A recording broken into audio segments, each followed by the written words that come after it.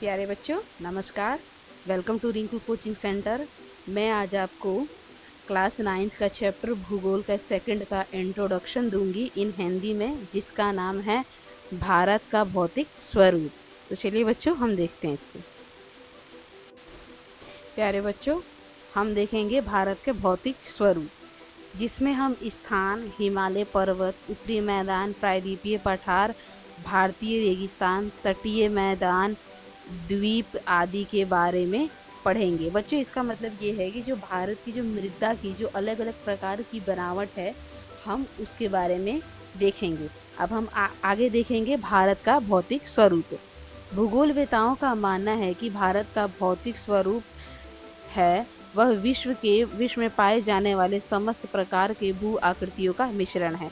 यहाँ पर पर्वत, मैदान, मरुस्थल, पठार तथा द्वीपीय समूह समस्त प्रकार की भू आकृतियाँ पाई जाती हैं। तो बच्चों इस लाइन का मतलब ये है कि जो भारत की जो भौगोलिक स्थिति है वो विश्व की जितनी भी भौगोलिक स्थिति है उन सब का मिश्रण है, क्योंकि यहाँ पे हमें मरुस्थल भी मिलते हैं, मैदान भी मिलते हैं, पहाड़ भी मिलते हैं, पठार भी मिलते हैं। ठीक है। हाँ जी बच्चे, तो अब हम नेक्स्ट पॉइंट में अपने देखेंगे भारत में विभिन्न प्रकार के शैलखंड पाए जाते हैं। यानी भारत में किस किस प्रकार की शैलखंड है हम वो देखेंगे, जो कुछ मुलायम होते हैं, कुछ कठोर होते हैं। भारत में विभिन्न प्रकार की मृदा पाई जाती है, जिनका विभाजन आकार तथा रंग के आधार पर किया जाता है। मृदा का रंग, आकार उसकी जन्मदान शैली पर ही निर्भर करती है, उसका निर्माण किस शैली में हुआ है। जैसे हम देखें कई जगह काली मृदा होती है, कई जगह रेतीली मृदा होती है। ये सब क्या हो गया, आपके मृदा के रंग हो गए। और मृदा के प्रकार में भी वही सब आएंगे, कहीं पे रेतीली मृदा है, कहीं पे कठोर मृदा है, ये सब होती है। ठीक है, अब हम आगे देखेंगे। हाँ जी बच्चों, तो अब हम देखेंगे भारत के संपूर्ण क्षेत्रफल का विभाजन। यानी हम देखेंगे जो भारत का क्षेत्रफल है वो किस किस मृदा में कितने कितने परसेंट में विभाजित है। तो सबसे पहले हम देखेंगे 10.7% पर्वतीय भाग है। उसके बाद नेक्स्ट पॉइंट है हमारा 18.6% पहाड़ीय है क्षेत्र है। और उसके बाद हम देखेंगे 27.7% पठारीय क्षेत्र है। उसके बाद हमारा नेक्स्ट है 43% मैदानीय भाग है। इसके बाद हम आगे चलेंगे बच्चों, देखेंगे विभिन्न प्रकार की भू आकृति का निर्माण। हम देखेंगे कि जो मृदा की जो आकृति है वो विभिन्न प्रकार की कैसे बनती है। इन भौतिक आकृतियों के निर्माण के पीछे कुछ सिद्धांत है, जिनमें से एक सिद्धांत प्लेट विवर्तनिक सिद्धांत है। ठीक है, अब हम देखेंगे कि प्लेट विवर्तनिक सिद्धांत है क्या। प्लेट विवर्तनी का सिद्धांत एक सिद्धांत जो भौतिक आकृति के निर्माण की व्याख्या करने की कोशिश करता है। प्लेट विवर्ती के सिद्धांत के अनुसार पृथ्वी की ऊपरी परपटी 7 बड़ी एवं कुछ छोटी प्लेटों से बनी है। ठीक है बच्चों।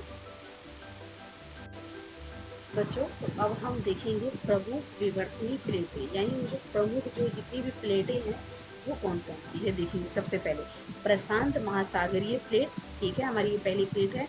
दूसरी है उत्तरी अमेरिकी प्लेट। उसके बाद तीसरी है हमारी दक्षिणी अमेरिकी प्लेट। चौथी है अफ्रीकी प्लेट। पांचवी है अंटार्कटिक प्लेट। और छठी है यूरेनिशियस प्लेट और इंडो ऑस्ट्रेलियन प्लेट। ये जितने भी प्लेटें हैं ये हमारी प्लेटें हैं। ठीक है, और अब हम आगे देखेंगे भारत की भौगोलिक आकृति का विभाजन, यानी जो भारत की जो भौगोलिक स्थिति है उनका विभाजन कैसे किया गया। ठीक है, भारत की भौगोलिक आकृति को विभाजित वर्गों में विभाजित किया जा सकता है। पहला है हिमालय पर्वतीय श्रृंखला, उसके बाद है उत्तरी मैदान, उसके बाद है प्रायद्वीपीय पठार, उसके बाद है मरुस्थलीय स्थान, उसके बाद है तटीय मैदान, और उसके बाद है हमारा लास्ट में द्वीपीय समूह। यानी हम ये देखेंगे कि हमारे जो उत्तर में है वो हिमालय पर्वत है। उसके बाद जो नीचे आप आओगे तो कुछ मैदानी भाग है। उसके बाद आप देखोगे तो पठारी कुछ क्षेत्र हैं, और फिर उसके बाद देखोगे तो रेगिस्तान है, जैसे आपके राजस्थान साइड पे। उसके बाद तटीय मैदान है और द्वीपीय समूह है। ठीक है बच्चों। हाँ जी बच्चों, तो अब हम देखेंगे हिमालय पर्वत के बारे में। हिमालय पर्वत, हिमालय को नवीन वलित पर्वत कहा जाता है। हिमालय पर्वत भारत की उत्तरी सीमा का निर्धारण करता है। हिमालय पर्वत सिंधु नदी से लेकर ब्रह्मपुत्र नदी तक फैला हुआ है। यानी जो हिमालय पर्वत है वो हमारा सिंधु नदी से ब्रह्मपुत्र नदी तक फैला हुआ है। हिमालय की लंबाई 2400 किलोमीटर है तथा चौड़ाई कश्मीर में 400 किलोमीटर तथा अरुणाचल प्रदेश में 150 किलोमीटर है। अब हम देखेंगे हिमालय का विभाजन। हिमालय का विभाजन दो आधार पर किया जाता है, उत्तरी दक्षिणी विभाजन, पश्चिमी पूर्वी विभाजन। ठीक है, हम देखेंगे उत्तरी दक्षिणी विभाजन में हिमालय को 3 भागों में विभाजित किया जाता है, हिमाद्री, हिमालय या आंतरिक हिमालय, हिमाचल, निम्न हिमालय या मध्यम हिमालय, उसके बाद है शिवालिक।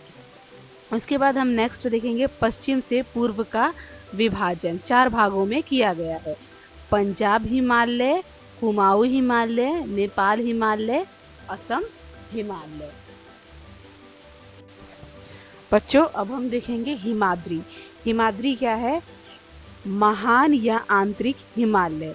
सबसे उत्तरी भाग में स्थित श्रृंखला को महान या आंतरिक हिमालय या हिमाद्री कहते हैं।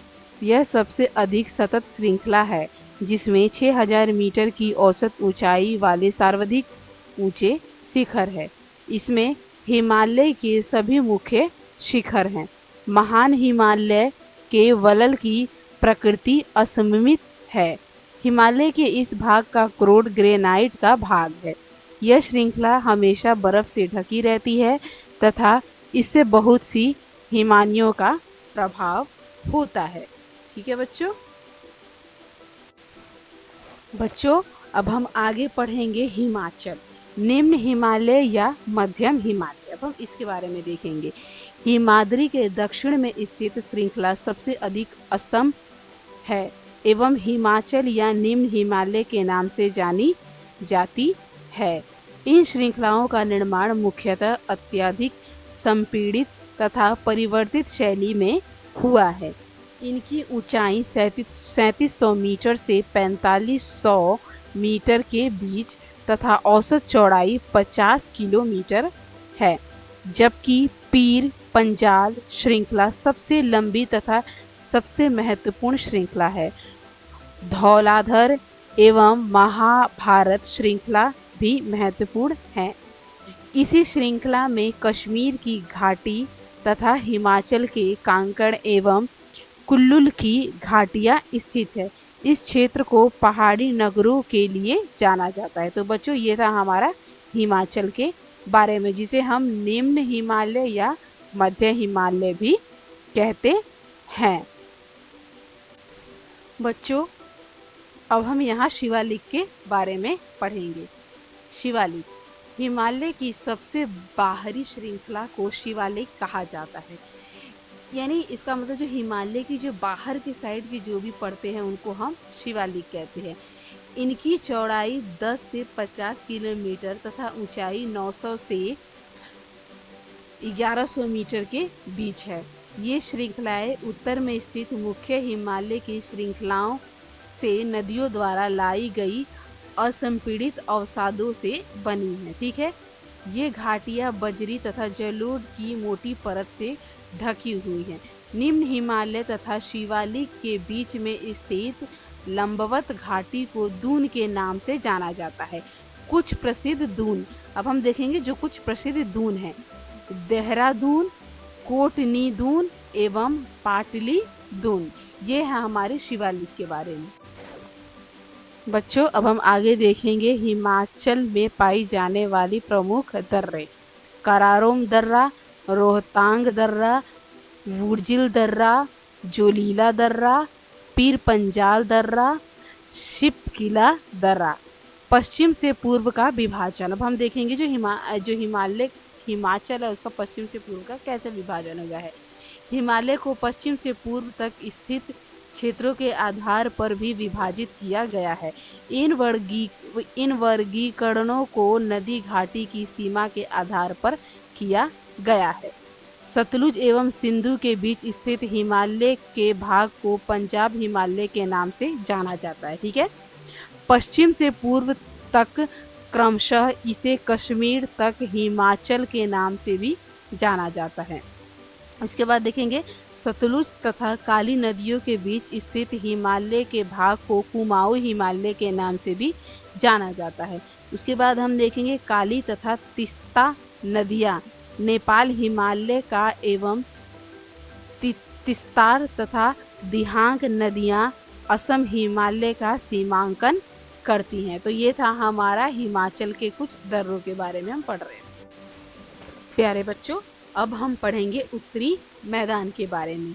उत्तर का मैदान 3 प्रमुख नदी तंत्रों सिंधु, गंगा, ब्रह्मपुत्र तथा इनकी सहायक नदियों से बना है।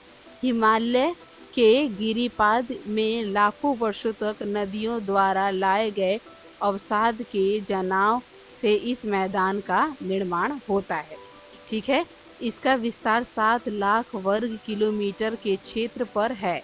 इस मैदान की लंबाई 2400 किलोमीटर तथा चौड़ाई 240 किलोमीटर से 320 किलोमीटर है। यह मैदान भारत का सबसे अधिक जनसंख्या वाला भाग है। कृषि के लिए अनुकूल दशाओं के कारण यह क्षेत्र सर्वाधिक कृषि उत्पादन वाला क्षेत्र है। इस कारण इससे भारत का अन्न भंडार गृह कहा जाता है। ये हमारा उत्तरी मैदान के बारे में है। ठीक है, जहाँ पर अत्यधिक मात्रा में कृषि होती है। प्यारे बच्चों, अब हम उत्तरी मैदानों का विभाजन देखेंगे कि जो उत्तरी मैदान है उनका किस किस प्रकार से विभाजन हुआ है। उत्तर के मैदान को 3 भागों में विभाजित किया गया है। पहला हमारा भाग क्या है? गंगा का मैदान, यानी वो मैदान जो गंगा नदी के किनारे आते हैं। गंगा के मैदान का विस्तार घग्गर तथा विस्तार नदियों के बीच है। यह उत्तरी भाग के राज्यों हरियाणा, दिल्ली, उत्तर प्रदेश, बिहार, झारखंड के कुछ भाग तथा पश्चिम भाग में फैला है।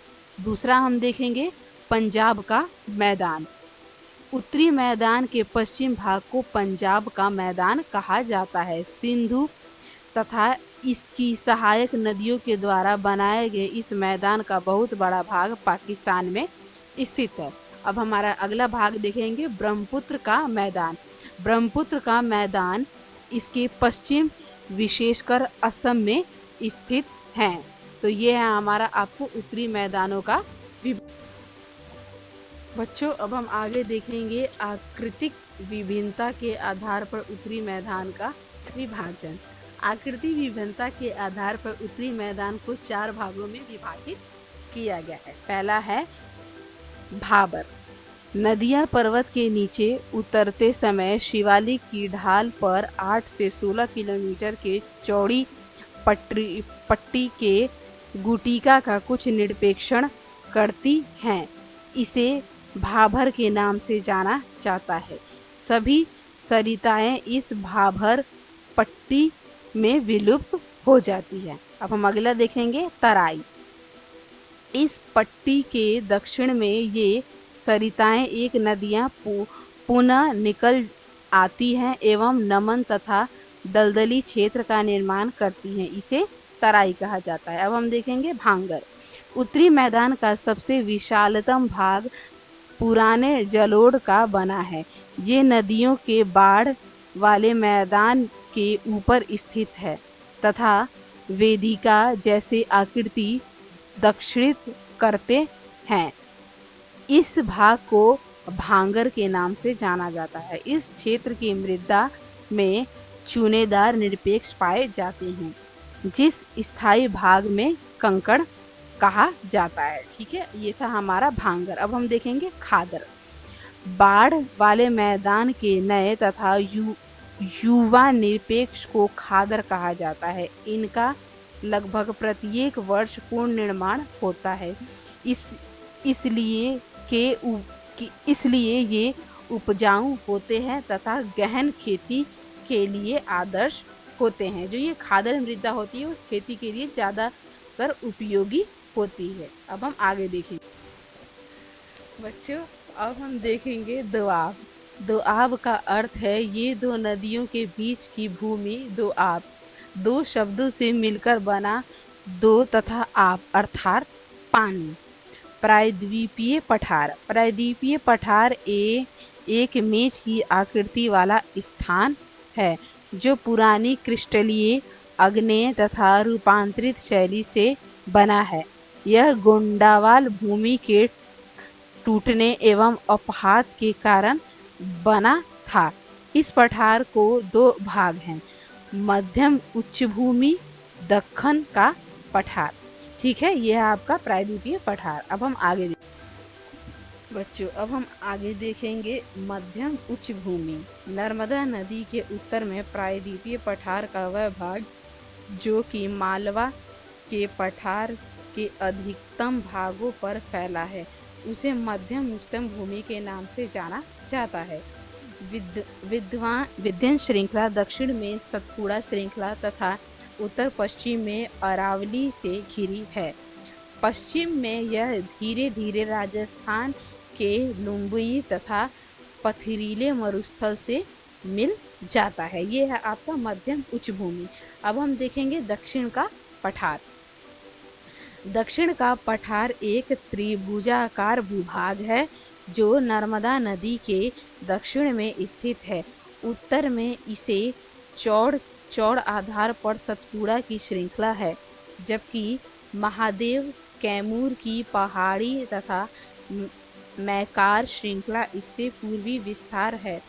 दक्षिण का पठार पश्चिम में उच्च एवं पूर्व की ओर कम ढाला वाला है। इस पठार का एक भाग उत्तर पूर्व में भी देखा जाता है। इसे स्थानीय रूप से मेघालय कार्बरिक एंगलेंग पठार तथा उत्तर कचार पहाड़ी के नाम से जाना जाता है। ये था आपका दक्षिणी पठार के बारे में। बच्चों अब हम देखेंगे दक्कन ट्रैप। प्रायद्वीपीय पठार का वह क्षेत्र जहाँ काली मृदा पाई जाती है वह दक्कन ट्रैप कहलाता है। भारतीय मरुस्थल अरावली पर्वत के पश्चिम किनारों पर थार का मरुस्थल स्थित है। यह बालू के टिब्बों से ढका एवं तरंगित मैदान है। इस क्षेत्र में प्रति वर्ष 150 मिमी से भी कम वर्षा होती है। इस शुष्क जलवायु वाले क्षेत्र में वनस्पति बहुत कम है, यानी जो ये मरुस्थल का स्थान है यहाँ बारिश कम होती है। उसके बाद हम देखेंगे डेल्टा के बारे में। नदी के सागर में मिलने से पहले उसे प्रवाह में हल्का सा अवरोध आने पर मलबे का निरपेक्षण होने लगता है। इसे अवसाद जमा होकर एवं त्रिभुजाकार रूप ले लेता है, जिसे डेल्टा कहा जाता है। जैसे नदियाँ बहती हैं तो वो जो उनके जो मिट्टी होते हैं वो ऊपर उठती जाती है, धीरे धीरे इकट्ठी होती जाती है, तो वो जो है त्रिभुजाकार बन जाती है, उसे ही हम क्या कहते हैं, डेल्टा कहते हैं। अब हम आगे बच्चों अब हम देखेंगे तटीय मैदान। ठीक है, प्रायद्वीपीय पठार के किनारे संकरित तटीय पट्टियों का विस्तार है। यह पश्चिम में अरब सागर से लेकर पूर्व के बंगाल की खाड़ी तक विस्तृत पश्चिमी तट, पश्चिमी घाट तथा अरब सागर के बीच स्थित एक संकरित मैदान है। मतलब वो मैदान जो तट के किनारे होते हैं ये वो है। ठीक है, अब हम देखेंगे तटीय मैदान का विभाजन किस प्रकार होता है। इस मैदान का 3 भाग है। तट के उत्तरी भाग को कोंकण, मुंबई तथा गोवा, मध्यम भाग को कन्नड़ मैदान एवं दक्षिण भाग को मोलाबार तट कहा जाता है। ठीक है, यह आपका तटीय मैदान का विभाजन था। बच्चों अब हम पढ़ेंगे द्वीप समूह क्या है। भारत के 2 द्वीप समूह हैं। पहला है अरब सागर द्वीप और दूसरा है बंगाल की खाड़ी द्वीप। ठीक है, जो अरब सागर है वो आपका पश्चिम में स्थित है और बंगाल की खाड़ी आपके पूर्व में स्थित है। तो अब देखेंगे, पहले हम देखेंगे अरब सागर के द्वीप। द्वीपियों का यह समूह छोटे प्रवाह द्वीपों से बना है। पहले इनकी लकाय द्वीप, मिनकाय एवं एमीन द्वीप के नाम से जाना जाता है। 1973 में इनका नाम लक्षद्वीप रखा गया। उसके बाद है यह 32 वर्ग किलोमीटर के छोटे से क्षेत्र में फैला है। करावती द्वीप लक्षद्वीप का प्रशासनिक मुख्यालय है। इस द्वीप समूह पर पादप तथा जंतु बहुत से प्रकार के पाए जाते हैं। उसके बाद देखेंगे पिटली द्वीप जहाँ मनुष्य का निवास नहीं है, वह एक पक्षी आभरण है। मतलब ये जो द्वीप है पिटली द्वीप, यहाँ पक्षी रहते हैं, मनुष्य नहीं रहते हैं। ये था आपका अरब सागर द्वीप के बारे में। अब हम देखेंगे बंगाल की खाड़ी का द्वीप। ये अंडमान एवं निकोबार द्वीप है। यह द्वीप समूह आकार में बड़े, मुख्य में बहुत तथा बिखेर हुए है। यह द्वीप समूह मुख्य 2 भागों में बांटा गया है, उत्तर में अंडमान तथा दक्षिण में निकोबार। यह माना जाता है कि यह द्वीप समूह निम्नज एवं पर्वत श्रेणी के शिखर हैं। यह द्वीप समूह देश की सुरक्षा के लिए बहुत महत्वपूर्ण है। इन द्वीप समूहों में पाए जाने वाले पादप एवं जंतुओं में बहुत अधिक विविधता है।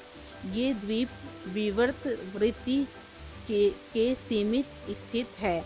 यह एवं यहाँ की जलवायु विषुवती है तथा यह घने जंगलों में आच्छादित है। ये था आपके बंगाल की खाड़ी का द्वीप। ठीक है बच्चों, प्यारे बच्चों, हमारा ये चैप्टर भारत का भौतिक स्वरूप के नोट्स हमारे यहीं समाप्त होते हैं। मैं आपको नेक्स्ट वीडियो में इसके क्वेश्चन आंसर के साथ मिलूंगी।